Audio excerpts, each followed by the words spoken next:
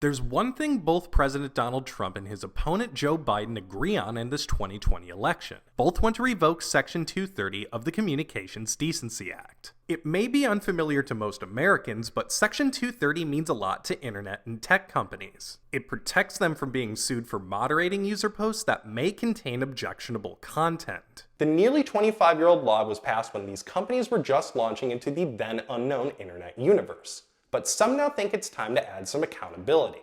Section 230 is not really a regulation of the commercial internet. It's a protection against regulation in the form of lawsuits. And it specifically protects the ability of internet platforms and websites to regulate content largely as they see fit. Newsy spoke to Paul Barrett, who recently published a report on the history, critiques, and possible fixes that could be made to Section 230. He says much of the ire toward 230 is driven by how the old law grants social media giants a lot of leeway to police or not police things like hate speech. Often, social media giants aren't held accountable when user posts cause real-world harm, or when they profit off misinformation.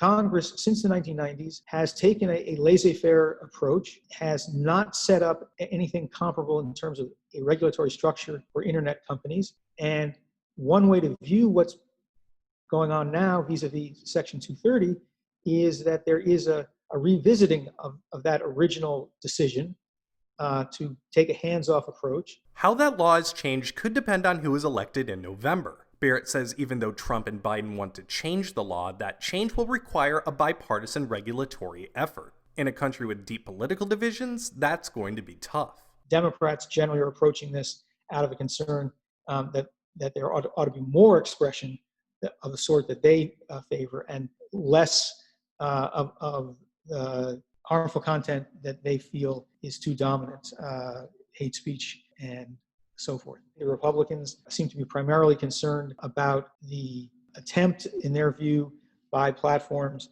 to silence as they see it. I don't think there's actually any empirical support for this. Newsy reached out to both presidential candidates to ask why they wanted to revoke the law. Biden's campaign didn't respond, but in May, a campaign spokesperson told The Verge that a revised law should hold social media companies accountable for promoting falsehoods. Trump campaign spokesperson Samantha Zager told Newsy, "It's clear that across social media platforms, the arbitrary rules these companies create do not apply equally to every account and instead are used to silence any views in opposition to those held by the liberal coastal elites in Silicon Valley." Barrett is among those researchers who think that 230 should be left intact, however. It's almost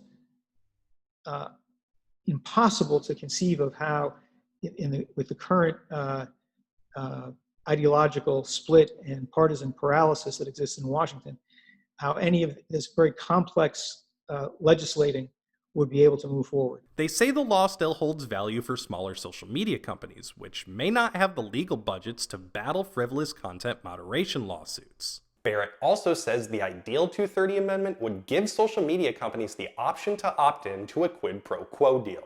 In order to continue enjoying the benefits of Section 230, platforms would have to agree to a variety of steps to improve their handling of harmful content and increase transparency as a way of improving accountability. Tyler Adkisson, Newsy, Chicago.